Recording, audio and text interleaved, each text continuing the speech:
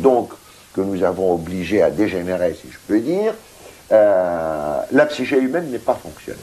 La psyché humaine cherche le plaisir, et ce plaisir est pour elle en même temps le sens. Si cette psyché humaine était laissée à elle-même, l'espèce humaine aurait disparu.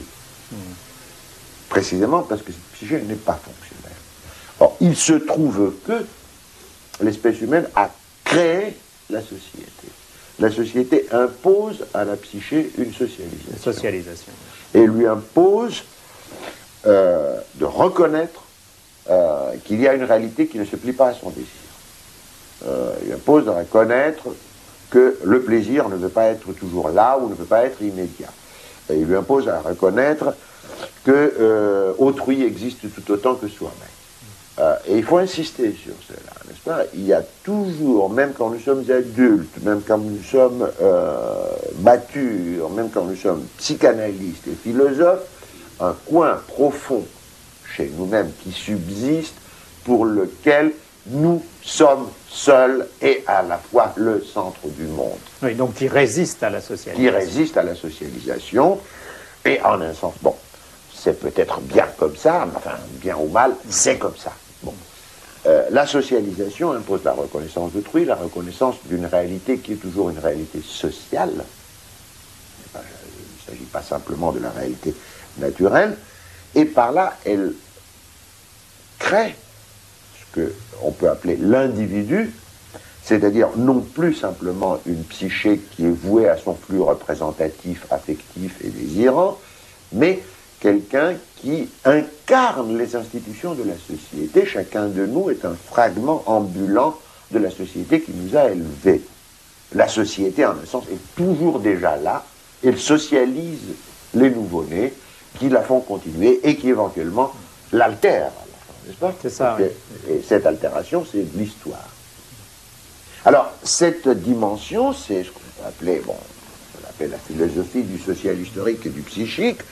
On peut l'appeler aussi la dimension anthropologique, et elle est tout à fait fondamentale à plusieurs égards. D'abord parce qu'elle nous montre un type d'être qui est inconnu ailleurs. N'est-ce pas? Mais qu'est-ce que c'est qu'une institution? Qu'est-ce que c'est qu'une signification sociale? Alors, peut-être qu'il faudrait expliquer que par institution, je n'entends pas la Croix-Rouge ou la sécurité sociale, j'entends le langage, le droit, la religion, l'existence d'un État ou pas d'un État, mais d'une collectivité politique, etc.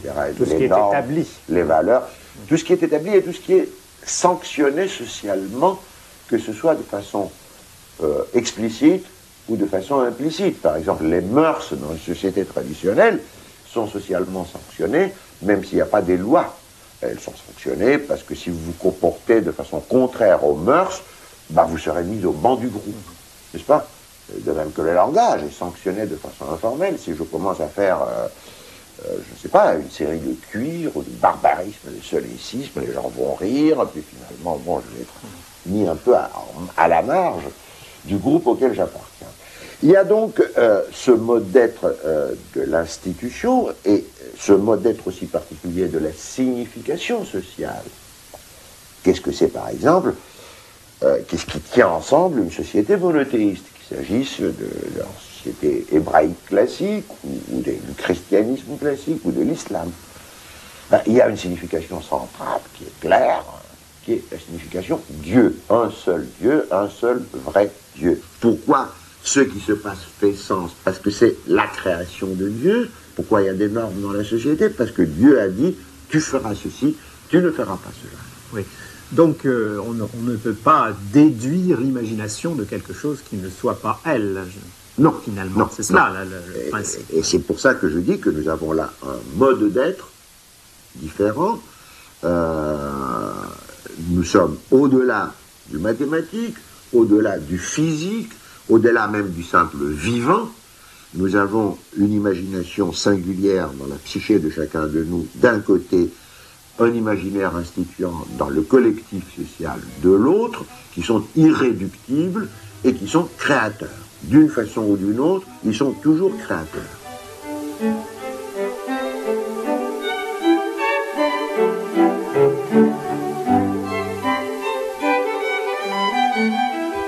Monsieur Castoriadis, vous êtes philosophe, et de plus vous êtes d'origine grecque. Aristote est peut-être le premier des grands philosophes à avoir posé clairement la question « qu'est-ce que l'être ?» Voilà une question qui pour vous n'est pas vraiment séparable de la notion de création. Et pourquoi? Oui, je crois qu'on peut partir de ce qu'on disait déjà. Enfin, qu'est-ce que c'est que l'être du social historique et qu'est-ce que c'est que l'être du psychique? D'abord, ça se déploie sur un niveau d'être qui est inconnu ailleurs, connu en physique, en biologie, etc. Ce niveau, c'est le niveau de l'imagination et de l'imaginaire, c'est-à-dire des significations ou du sens pour la psyché, des idéalités, c'est-à-dire des objets qui sont extrêmement efficaces dans la société et ils ne sont pas perceptibles.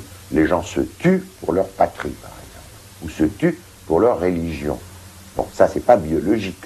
Pourquoi ils se tuent? On dirait qu'ils ont été dressés comme ça. D'accord, ils ont été dressés, mais ils ont été dressés en fonction de quoi? En fonction d'une signification, qui est la signification patrie ou religion, et en fonction d'un système de valeurs et de normes qui dit que toutes les autres valeurs sont subordonnées à celles-là et rien n'a de sens si, par exemple, je ne sais pas quoi, les musulmans ou les chrétiens envahissent, ou les juifs envahissent notre pays, nous obligent à changer de religion, etc. Bon. Alors, nous avons donc là un niveau qui est propre et qui est même substantiel, si je peux utiliser ce terme, puisque nous voyons qu'il est l'origine de processus. Il est cause. Il devient cause de choses qui ne seraient pas sans lui, n'est-ce pas? Cause originaire. Cause originaire, cause irréductible. Bon. Alors, mais ça montre d'abord qu'en lui-même, dans ce niveau, nous avons constamment, ça ne veut pas dire à toute seconde, mais d'une certaine façon, nous avons de façon récurrente la création. Nous avons une nouvelle société qui apparaît. Nous avons la Révolution française, nous avons l'évolution actuelle de la société. Nous avons à un moment donné en Grèce l'émergence de la cité par rapport à la société homérique, quelque chose de très différent. Puis la création d'une cité démocratique, de la philosophie, de l'enquête rationnelle, etc. Tout cela, c'est des créations qui ne sont pas réductibles à autre chose. Mais ce niveau lui-même, nous ne pouvons le penser autrement que comme une création de l'être. C'est quelque chose qui émerge à un moment donné. On ne peut pas dire qu'en mettant ensemble toutes ces molécules, il y aura de l'humain, n'est-ce pas? C'est une condition nécessaire de mettre ensemble toutes ces molécules organiques, mais elle n'est pas suffisante. Nous sommes obligés de penser l'être autrement que ne le pensait la philosophie héritée. Nous ne pouvons pas le penser simplement comme un système de détermination. Nous ne pouvons pas le penser comme un ensemble d'objets dont les relations et les propriétés sont chaque fois absolument fixées. Délimité, défini. Défini, délimité. Il y a au centre de la philosophie héritée, de la pensée héritée, cette idée qui est là, qui est explicitée d'ailleurs par les grands philosophes, aussi bien par Aristote que par Kant, par exemple. Dire de quelque chose qu'elle est, c'est dire qu'elle est absolument déterminée. Kant ajoute, par rapport non seulement à tous les prédicats donnés, mais à tous les prédicats possibles. Voilà. Alors, eh bien, nous constatons que, d'abord, l'être n'est pas déterminé en ce sens qu'il fait surgir de nouvelles déterminations, des déterminations qui ne peuvent pas découler de ceux qui étaient là auparavant.